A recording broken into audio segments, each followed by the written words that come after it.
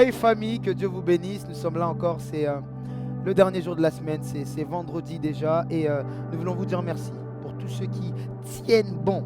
Et ils sont là chaque matin à 6h, à midi pour suivre notre jeûne et prière. Nous voulons vous rendre grâce parce que Dieu est fidèle. Et nous croyons que vous n'allez pas finir cette semaine comme vous l'avez commencé. On veut acclamer le Seigneur pour nous. Et on veut vous dire bienvenue encore ce matin pour un temps de prière, pour un temps de déclaration. Ce matin, nous allons déclarer la parole de Dieu ensemble parce que c'est vendredi. Et nous sommes déjà à la croisée des chemins, presque à la moitié du jeûne. Vendredi prochain, ce sera déjà la fin. Et nous croyons que nous avons fait déjà la moitié du chemin. Mais la Bible dit, la fin d'une chose vaut mieux que son commencement. Est-ce que tu peux dire avec moi, je finirai bien, je finirai bien. Dis-le à ton voisin, je finirai bien, je finirai bien. Alors partage ce live, partage à quelqu'un, partage à un frère, à une sœur qui a besoin ce matin d'écouter la parole parce que nous finissons sur notre texte de 2 Corinthiens chapitre 3, le verset 18. Mais avant ça, nous voulons prier et remettre ce moment entre les mains du Seigneur. Élevons nos voix et prions le Seigneur. Père de grâce, merci pour toute cette semaine. Merci pour ta grâce. Merci pour ta bonté. Merci pour ta fidélité. Merci pour tout ce que tu as fait. Nous voulons te dire merci. Nous voulons t'élever, te magnifier, t'exalter. Parce que tu es bon. Au nom puissant de Jésus-Christ. Au nom puissant de Jésus-Christ. Au nom puissant de Jésus-Christ. Au nom de Jésus-Christ. Prenons nos Bibles dans 1 Thessaloniciens. 1 Thessaloniciens, chapitre 5. Et nous allons lire à partir du verset 16.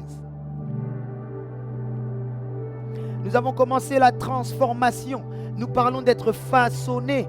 Nous parlons d'être façonnés, transformés, changés en profondeur, nous avons dit, à l'image de Christ. Et l'une des choses qui nous fait défaut parfois, nous les enfants de Dieu, pour avancer avec Dieu, pour laisser le Saint-Esprit prendre place en nous, pour laisser le Saint-Esprit grandir en nous, l'une de ces choses que le diable attaque toujours en nous, c'est la joie. Dis avec moi la joie. Dis encore avec moi la joie.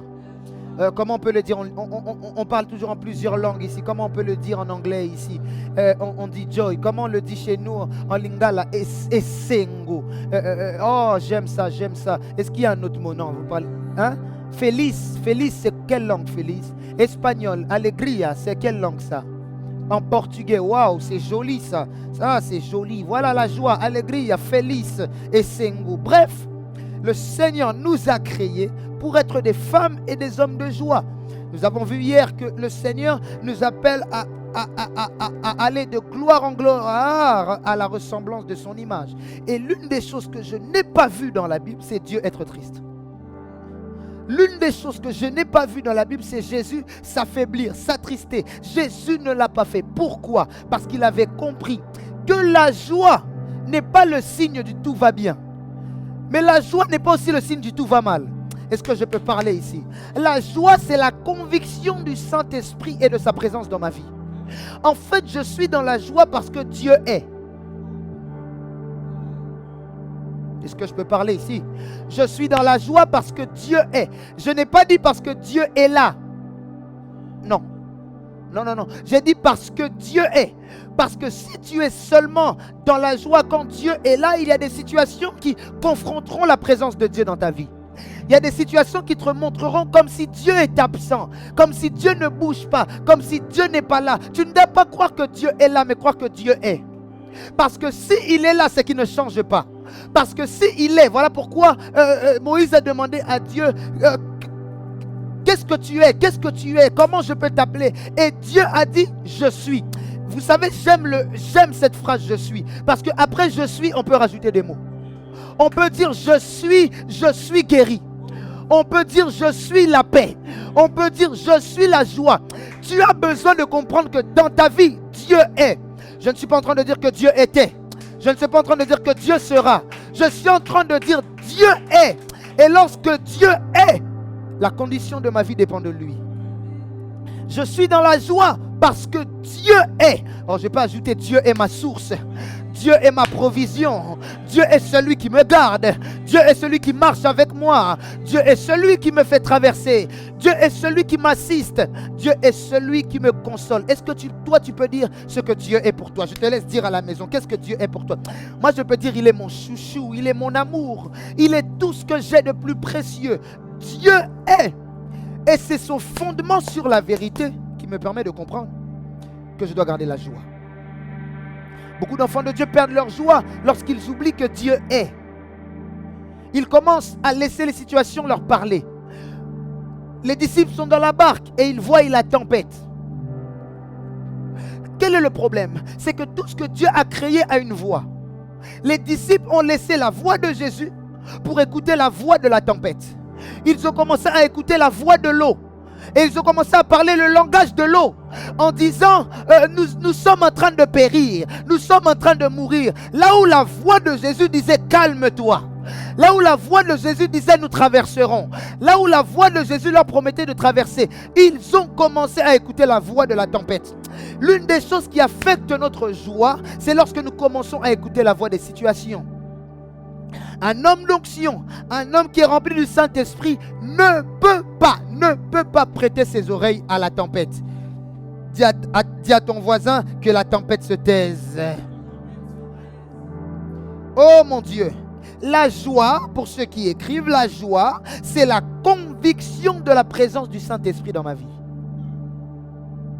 La joie, c'est la conviction de la présence du Saint-Esprit. Il y a des gens qui n'arrivent pas à garder leur joie tout simplement parce qu'ils ont peu de conviction de la présence du Saint-Esprit. À chaque fois que tu oublies que le Saint-Esprit est là, tu perdras la joie. Parce qu'en fait, celui qui comble ta joie, c'est le Saint-Esprit. Et parfois, le problème, c'est qu'on a laissé les choses de notre vie nous combler. Est-ce que je peux parler ici? On a laissé les choses de notre vie faire quoi? Nous combler. Du coup, quand ces choses partent, nous perdons la joie. Parce que la source de notre joie n'était pas Dieu, c'était les choses. Mais si Dieu est la source de ma joie, même si mon mari me quitte, je suis là.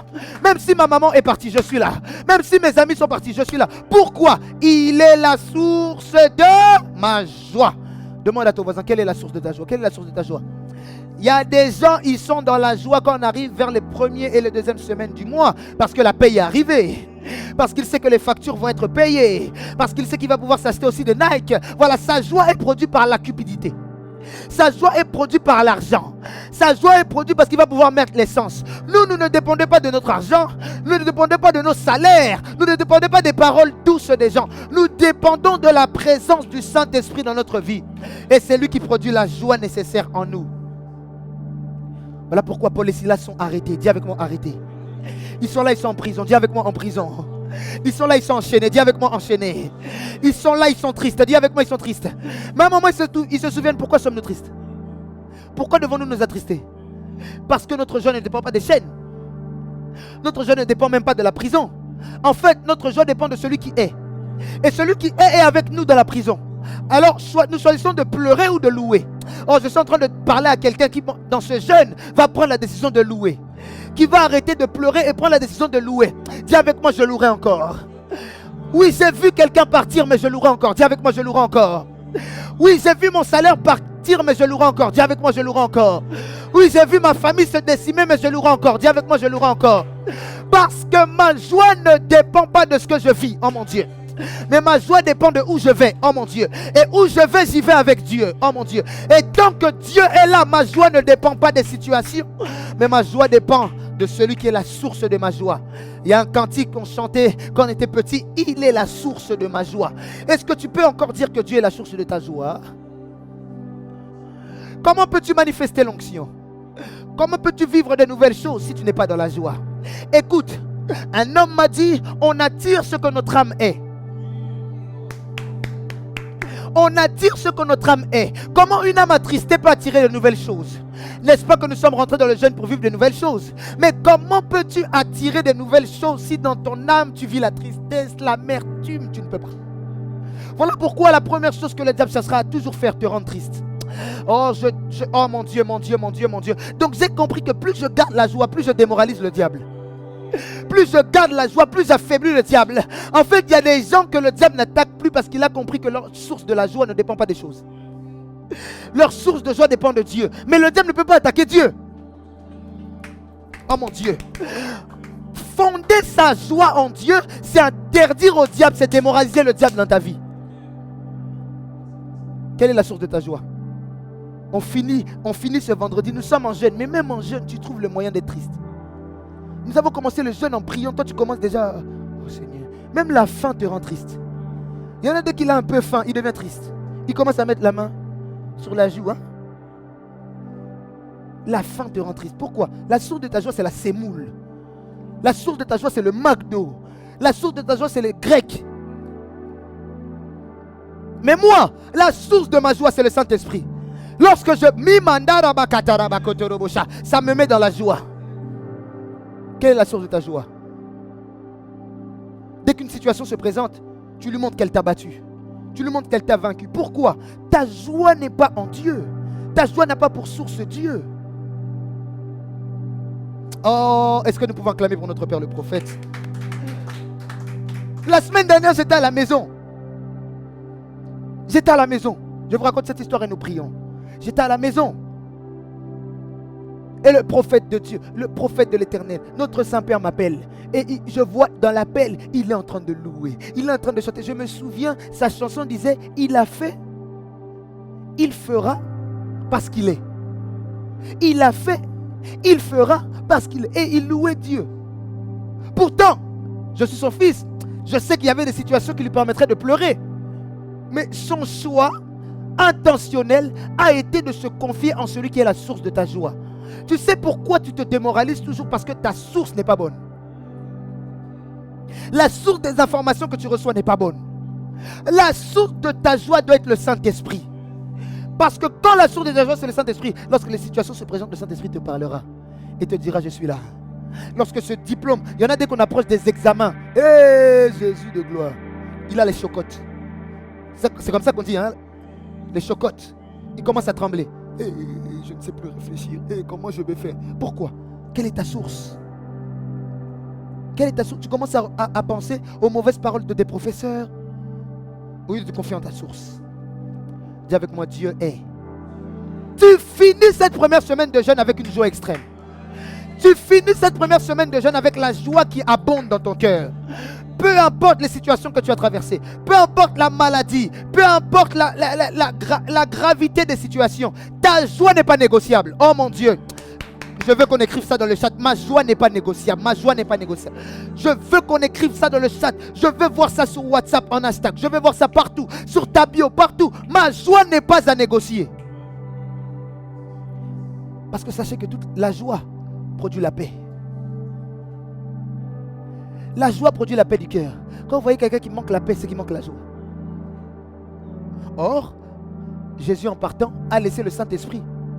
Mais l'un des traits de caractère qu'il a laissé en tant que personne, c'est la paix. Il a dit je vous laisse la paix. Mais attention, Jésus savait que nous avons notre définition de la paix. Donc il n'a pas dit je vous laisse la paix. Il a dit je vous laisse ma paix. Oh mon Dieu, reçois la paix de Jésus là où tu es. Reçois la paix de Jésus. Tu n'as pas besoin de la paix des hommes. Tu n'as pas besoin de la paix de ton frère. Ah, j'ai envie de me lever. Tu as besoin de la paix de Jésus. Car il a dit, je vous laisse ma paix. Ah, dis avec moi, je reprends ma paix. Ah, dis avec moi, je reprends ma joie. Maintenant, j'aime. L'apôtre Paul parle de quelque chose dans son livre et il dit quelque chose, que Dieu fait couler sur nous une huile de joie. Dieu fait couler sur nous l'onction de joie. Mais n'est-ce pas, nous sommes venus en jeûne pour recevoir l'onction? Mais nous ne sommes pas seulement venus en jeûne pour recevoir l'onction pour souffler sur les gens, non. Ça va venir. Mais nous sommes aussi venus recevoir l'onction de joie. Parce qu'il faut que ta joie devienne une capacité surnaturelle. De sorte à ce que quand ton esprit ne veut pas, la capacité te pousse. De sorte à ce que quand ton âme ne veut pas, la capacité te pousse. Reçois l'onction de joie là où tu es. Tu finis cette semaine ouin par la joie. Je parle de quelqu'un qui sera avec ses amis et il commence seulement à rire. Pourquoi? L'huile de joie coule sur lui. Je parle de quelqu'un qui sera au travail et il commence seulement à rire. Ah, j'étais avec le pasteur Emma la semaine dernière dans la voiture. Elle riait seulement. Non, la regarde, mais pourquoi tu ris? Elle rit seulement. Ah, je prie que les gens disent pourquoi tu ris? Toi, tu ris seulement. Les autres te demandent pourquoi tu ris? Toi, tu ris seulement. Ah, dis avec moi, je ris seulement, je ris seulement. Pourquoi? La joie du Seigneur. Il y a un cantique que nous chantions quand nous étions petits, on disait: la joie du Seigneur a débordé. La joie du Seigneur.